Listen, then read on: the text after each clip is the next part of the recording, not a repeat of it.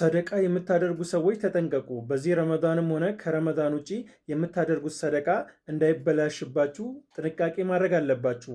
አላህ ሱብሓነሁ ወተዓላ እንደዚህ ይላል፣ ቀውሉን ማዕሩፉን ወመግፊረቱን ኸይሩን ሚን ሰደቀቲን የትበዑሃ አዛ። ቀውሉን ማዕሩፍ መልካም ቃል፣ ወመግፊረቱን እንዲሁም ይቅርታ ማድረግ፣ ኸይሩን የተሻለ ነው፣ ሚን ሰደቀቲን የትበዑሃ አዛ ማስከፋት ከምታስከትል ምጽዋት። ስለዚህ ሰደቃ በምናደርግ ጊዜ የሚቀበሉንን ሰዎች እንዳይከፉና ቅሬታ እንዳይሰማቸው የምንችለውን ጥንቃቄ ማድረግ አለብን።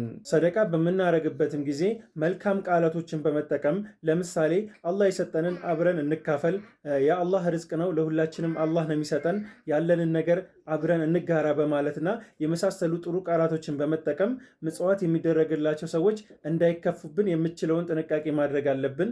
እኛ በምንሰጣቸው ሰደቃ የሚቀየሙና የምናስከፋቸውና መጥፎ ቃላቶችን የምንጠቀም ከሆነ ሰደቃችንን ሊያበላሽብን ስለሚችል ከፍተኛ ጥንቃቄ ማድረግ አለብን። አላህ ሱብሓነሁ ወተዓላ የምንሰራውን መልካም ስራ ሁሉ ከተቀበላቸው ሰዎች ያድርገን። አሰላሙ አለይኩም ወረሕመቱላህ።